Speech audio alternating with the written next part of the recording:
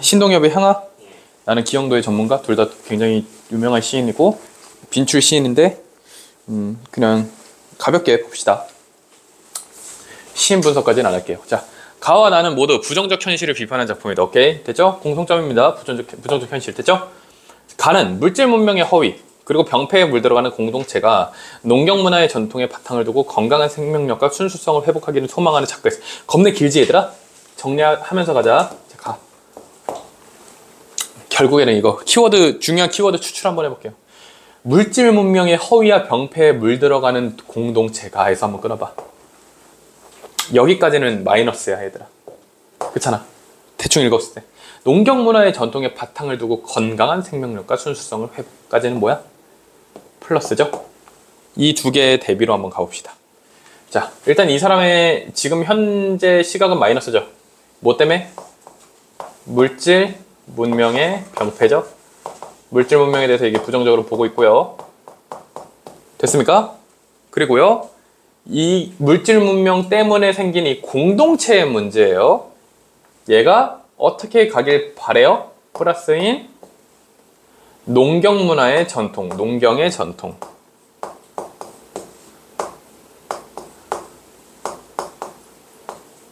으로 가기를 바래요. 왜요? 이거는 뭔데? 바로 생명력, 생명과 순수거든요.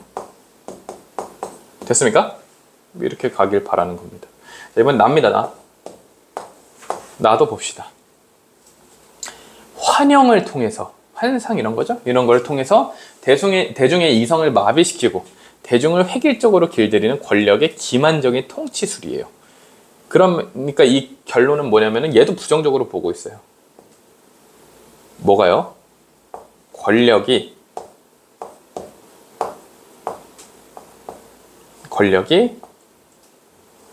대중을 이렇게 쓰니까 지울게요. 권력의 대중 기만이라고 보는 거예요. 이 기만 과정에서 사용되는 게 도구로서 바로 환영이고요.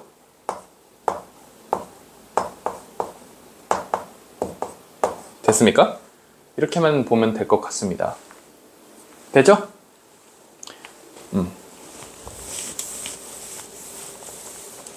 봅시다.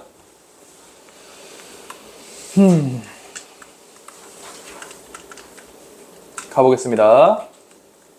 향아. 볼게요. 향아. 이거 보면서 우리 물질 문명에서 농경 전통으로 돌아오자 생명과 순수성을 가진으로 읽어봐야 돼요. 향아, 너의 고운 얼굴 조석으로 우물가에 비추던 오래지 않은 옛날로 가자. 그러니까 봐봐. 이 향아라는 사람의 어떤 인물에 대해서 얘기를 하는 거죠. 그랬을 때 이게 정확히 무엇을 상징하는지에 대해서 우리는 속단할 수는 없지만, 단정할 수는 없지만, 이 사람 또는 이 대상과 함께 어떤 의지를, 이곳으로 돌아가고 싶다는 의지를 보여주고 있는데요. 어디로 가고 싶대? 그 얼굴을 낮밤, 아침, 저녁으로 우물가에 비추던 오래지 않은 옛날, 이곳으로 가자라고 했습니다. 오래지 않은 이 옛날이란 시점, 이 시점이 바로 지향점이 될 수 있겠다라는 겁니다. 일로 가자. 수수럭거리는 수수밭 사이에 걸칙스러운 웃음들 들려 나오면 너무 쉽다. 호미와 바구니를 든 이 호미와 바구니, 그리고 이런 웃음들, 이 공동체, 그리고 환한 얼굴, 그림처럼 나타난 석양, 이 이미지들이 다 뭐예요? 그냥 전체적으로 뭐에 대한 그림을 그리고 있어? 바로 이 플러스 농경 전통, 이 생명과 순수의 모습을 그려내고 있죠. 문제 없지. 이렇게 해석하는데 문제 없지. 구슬처럼 흘러가는 냇물가, 또 맨발을 담그고 늘어앉아 빨래들을 두드리는 전설 같은 그 풍속들, 이것도 똑같은 거야. 얘네들도 결국에는 뭐에 대한 얘기를 하고 있다?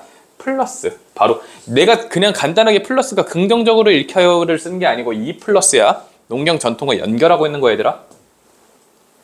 눈동자를 보아라. 향아, 회올리는 무지갯빛 허울의 눈부심에 넋 빼앗기지 말아라. 말고. 이거 왜 중요하겠어? 부정적인 시어가 나왔죠? 하지마. 뭐 하지마? 어디에? 뭘 하지마? 여기서 끊자. 눈동자를 봐야 돼, 향아. 뭘 보지 말고? 회올리는 무지갯빛 허울, 가짜란 뜻이죠. 그거의 눈부심. 이 친구가 바로 뿔마 마이너스. 물질 문명의 어떤 허영, 허울 이런 걸 얘기하는 겁니다. 자, 철에 맞춰가지고 철 따라 푸짐히 두레를 먹던 정자나무 마을로 돌아가자. 그러니까 여기서 이 시는 어디서 잘 읽었어야 돼? 자, 옛날로 가자라고 하면서 좀 옛날의 그 이미지로 샥 들어가요. 그래서 옛날에 플러스 이미지로 쭉 전개를 하다가, 그치? 플러스 이미지로 쭉 전개를 하다가 여기서 갑자기 좀 서늘한 느낌을 주는 거예요. 근데 이거 하면 안 돼. 갑자기 부정적인 얘기를 빡 하죠. 그 전까지는 굉장히 부드럽게 얘기를 하잖아. 이 순간부터 뭐 하지 마라 라는 게 시작되는 겁니다. 그러니까 이런 걸로 돌아가자 하고 다시 끊어요. 미끄덩한 기생충의 생리와 허식의 인이 배기기 전으로. 기생충의 어떤 생활, 그리고 허식, 이런 것들이 다 뭐가 되는 거예요? 다시 마이너스. 그 전으로 눈빛 아침처럼 빛나던 우리들의 고향, 다시 플러스 돌아갑니다. 병들지 않은 젊음, 플러스. 일로 돌아가자. 문제 없잖아, 얘들아. 이 시를 읽을 때는 너네들이 뭐만 잘 잡았으면 되냐면은 어디가 플러스고 어디가 마이너스지? 어떤 포인트지? 이 정도만 생각했으면 크게 가는 다시 써야겠다. 문제가 없었을 거다. 끝 아니죠? 더 있죠? 조금 더 남았죠? 조금만 더 봅시다. 자, 형아, 허물어질까 두렵노라. 두려워, 허물어질까봐. 얼굴 생김새 맞지 않은 발도둠이 흉내랑 그만 내자. 그러니까 이 사람이 지금 어떤 게 포인트냐면요, 이 화자가 얘기하고 있는 이 상황, 이 배경이요, 오랫동안 물질 문명으로서 살아왔던 그런 상황이라고 보면 안 돼요. 왜냐면 멀지 않은 옛날이라 그랬잖아. 굉장히 과도기 시대라는 거예요. 실제로 이 신동엽 시인의 어떤 시대까지 우리가 알고 있다면 조금 더 쉬울 텐데, 그걸 모르는 상황에서 조금 더 생각해 보자면 오래된 과거가 아니고 우리들은 이 변화하는 과정인 거예요. 여기서 이 사회로 변화하는 과정에서 당장 이것에 적응하는 게 마냥 쉬운 일은 아니죠. 하지만 어설프게 흉내내기 시작하는 그 시점에서 그러지 말아라고 하는 거예요. 그래서 발도돔에 흉내랑, 그 흉내내지 마라. 그러니까 이것도 당연히 마이너스로 그려질 수 있겠죠. 그 다음, 들국화처럼 소박한 목숨을 가꾸기 위해 맨발 벗고 콩밭임하던 차라리 그 미개지, 그러니까 좀 미개해도 괜찮다라는 거예요. 차라리. 그러니까 이 미개지라는 표현에 대해서 부정적인 표현을 썼지만 결국에는 이것도 괜찮다라는 표현인 거예요. 차라리 글로 가. 달이 뜨는 명절 밤에 비단치마 나부끼면서 떼지어 춤추던 전설 같은 풍속, 이것도 반복법으로 계속 반복되고 있죠. 돌아가자. 냇물 굽이치는 싱싱한 마음부터 돌아가자. 계속 형식은 비슷하다. 됐어요? 형식 비슷한데 표현적인, 이해독해적인 차원에서 돌아가자, 뭐뭐 하자라는 종결어미가 계속 비슷하게 반복되고 있다는 것도 신경 써주면 좋겠다. 됐죠? 나아가 보겠습니다. 나 먼저 생각해보자. 권력이 대중 기만할 거야. 뭐 핵이라 시키고 막 이렇게 할 거야. 환영을 이용해서. 이것도 내가 그때 누가 이거 질문하지 않았니? 너 질문했니? 누가 들고 와서 이거 질문해가지고 이거 내신 있었던 사람이 있는데 이거 막 유리 가지고 성현이 같은데 이거 내신 있었지 너? 너야 그럼. 자, 이사온 그는 이상한 사람이었다. 이 그가 어디로 들어갈지 고민을 좀 해보세요. 이쪽일지, 권력 쪽일지, 대중 쪽일지 둘 중에 하나일 거 아니야. 그 고민을 해봐.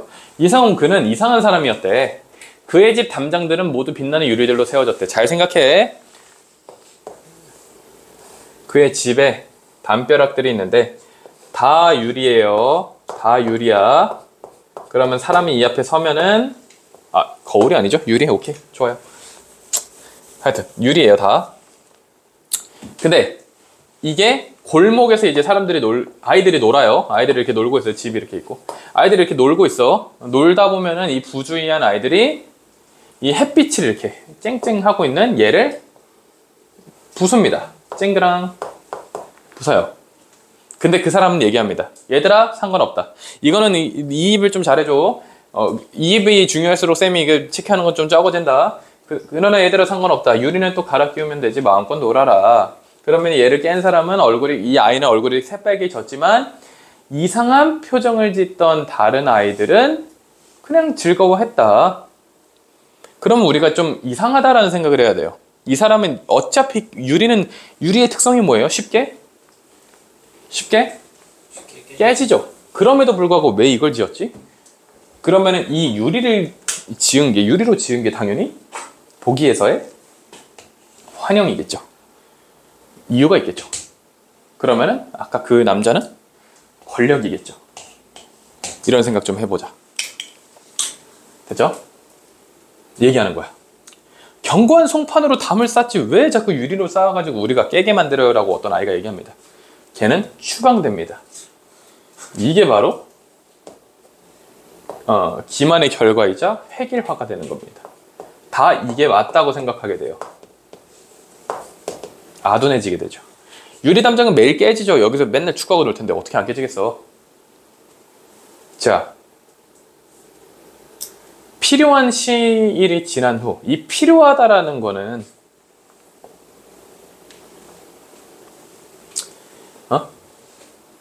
이 필요하다라는 거는 얘들아, 누구한테 필요한 시일이겠어? 아이들을 뭘로 만들기 위한 시간이야? 자기의 부하. 그럼 누구한테 이 시간이 필요했을까? 이 권력자죠. 권력자가 의도했던 그 시간이 지난 후에 동네의 모든 아이들이 충실한 그의 부하가 되었다. 왜? 추방했잖아요. 딴소리 하는 애들. 그러니까 이렇게 생각하면 돼요. 초반에는 이거 왜 유리로 했어요? 추방. 이 정도 질문에만 추방했겠지만 그 다음부터는 그 사람한테는 어떤 질문을 하면 안 되겠다. 근데 그게 그 사람이 이상한 사람이다가 아니고 모두가 그게 룰이 되는 거예요. 점점. 됐어요? 그리고 그 사람이 뭐예요? 드디어 이 유리 담장을 다 없애요. 다 없애요. 다 없앱니다. 어느 날 그가 유리 담장을 떼어냈을 때 그 골목은 가장 햇빛이 안 되는 곳인 걸 알았어요. 이게 어떻게 보면은 좀 중의적인 표현이 될 수도 있어요. 자, 첫 번째. 유리 담장이 있었기 때문에 햇빛이 반사가 되죠. 그래서 이 골목은 어떻겠어? 좀 밝았겠죠. 아이들이 놀기 좋은 공간이 됐겠죠. 근데 이거를 뗐을 때 이 사람이 의도적으로 햇빛을 비춰서 아이들을 놀 수 있게 만들었구나 라는 것에 대한 진실. 근데 이걸 왜 뗐겠어? 그 다음에는 이제는 필요가 없어. 왜? 이미 세뇌가 됐으니까. 그러니까 이 사람은 의도로 한 거죠. 아이들이 이 골목에서 놀 수밖에 없게. 첫 번째. 두 번째, 놀면은 뭐예요? 유리가 깨지게. 그리고 유리가 깨져도 괜찮게 만들고 유리가 없으면 안 되게끔 해서 아이들을 세뇌까지 하고. 됐습니까? 그 다음에 이 이중적인 두 번째 의미는 어떤 게 될 수 있냐면요. 그 골목이 더 이상 이제 지금까지는 햇빛이 들었겠죠. 이제는 안 된다 라는 거는 암담한 미래, 어두운 상황, 이거에 대한 어떤 부정적인 묘사일 수도 있다는 겁니다. 됐습니까? 그래서 일렬로 선 아이들은 갑자기 일을 하고 있어요. 묵묵히 벽돌을 날랐다. 그러니까 이 사람이 이제 아이들을 세뇌를 이미 다 끝냈으니까 더 이상 이 공간이 놀기 위한 밝은 공간의 필요가 있다 없다? 없다라는 얘기를 하는 겁니다. 됐죠? 이렇게만 해석해주면 크게 문제가 없을 것 같다.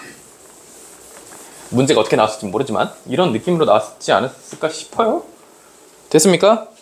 이 제목도 굉장히 재밌어요. 전문가. 왜 전문가일지 한번 생각을 해봅시다. 누구를 지칭하는 말일지. 됐습니까? 그래서 현대시 끝나고 원진구 최고의 국어학원 성공적인 입시를 위한 성공 솔루션